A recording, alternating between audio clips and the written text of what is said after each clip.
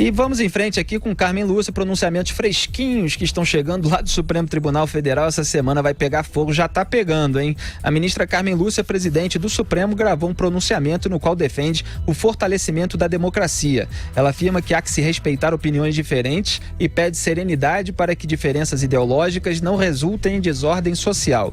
O pronunciamento de 3 minutos e 18 segundos de duração, cujo texto foi divulgado antecipadamente pela assessoria do STF, foi veiculado pela TV Justiça. Reginaldo, vamos ver um trecho. Vivemos tempos de intolerância e de intransigência contra pessoas e instituições. Por isso mesmo, este é um tempo em que se há de pedir serenidade. Serenidade para que as diferenças ideológicas não sejam fonte de desordem social. Há que se respeitar opiniões diferentes. O sentimento de brasilidade deve sobrepor-se a ressentimentos e interesses que não sejam aqueles do bem comum a todos os brasileiros. A República Brasileira é construção dos seus cidadãos. A pátria merece respeito. O Brasil é cada cidadão a ser honrado em seus direitos, garantindo-se a integridade das instituições responsáveis por assegurá-los.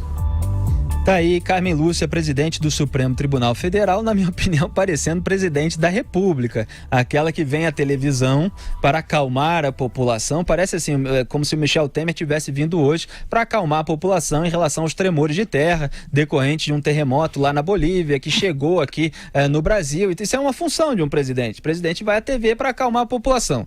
E aí vai lá a Carmen Lúcia e tenta acalmar. Não, olha, a divergência não pode resultar em violência, e ela fala das diferenças ideológicas, né, que não podem ser fontes de desordem social. Só queria deixar uma coisa muito clara, aliás, duas. A primeira é a seguinte: não é uma questão ideológica pedir a cadeia para o Lula.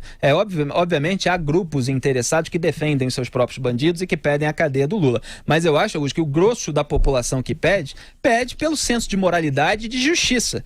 Pede porque quer ver criminoso sendo preso, independentemente do partido, independentemente do grupo ideológico. Então não é só uma questão de diferença ideológica, é uma questão de diferença moral.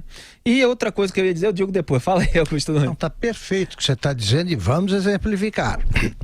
Nós não queremos a prisão especificamente do Lula. Nós queremos a prisão de um criminoso comprovado.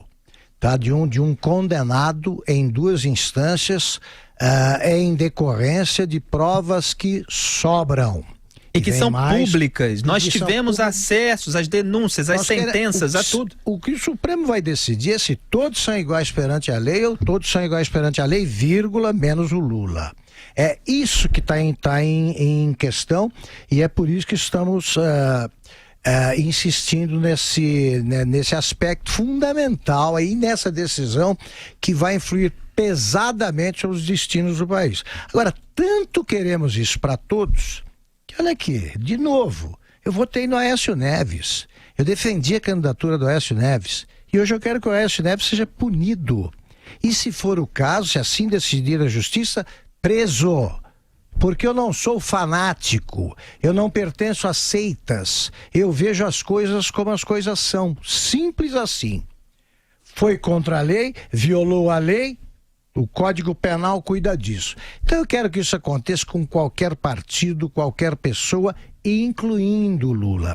Fanáticos, como esse Vadi Damus, como essa Gleisi Hoffmann, eles sim são, porque eles querem que todos sejam punidos, desde que não pertençam ao PT. Que a polícia haja a favor do PT. Não, nós estamos querendo que um criminoso comum vá para a cadeia. Ele não é um homem incomum, o Lula.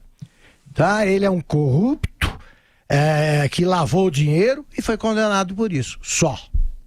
José Maria Trindade, a outra coisa que eu ia falar, que eu lembrei enquanto o Augusto estava falando, é que o discurso da Carmen Lúcia é muito eloquente. Ela está lá posando realmente de presidente do Supremo, mas parece ali presidente da República. Agora é o seguinte, não basta só posar.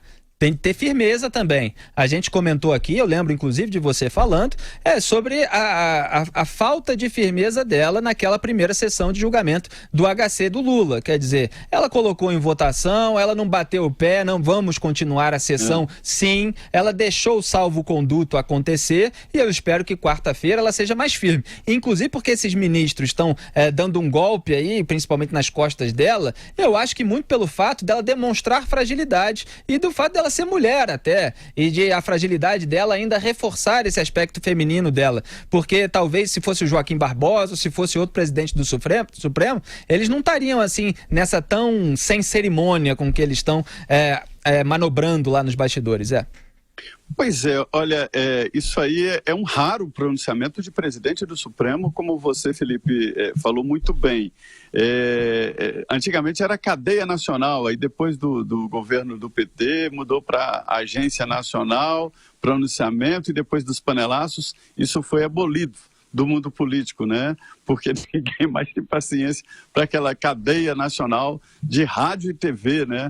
E esse pronunciamento foi gravado pela TV Justiça, né? E evidentemente será replicado, como aqui, será replicado em outros telejornais. A presidente do Supremo está sendo pressionada pelos colegas, pelos ministros que estão incomodados e constrangidos com esta movimentação pública.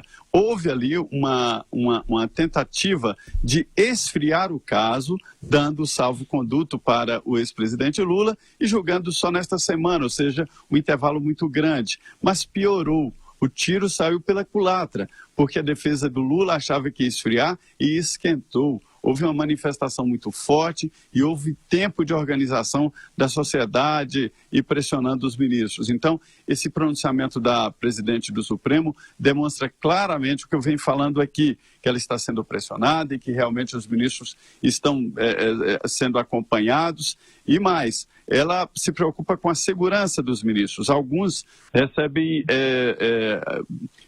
denúncias, recebem pressão e até ameaças, né? Ela se reuniu hoje com o diretor-geral da Polícia Federal, o doutor Garolo, né? Avaliou quais são as informações que ele tem sobre as manifestações de amanhã e de depois de amanhã, e também como fazer uma proteção no Supremo Tribunal Federal, inclusive para ataques cibernéticos que chamam aqui, tem até o Exército, um batalhão de guerra cibernética, né?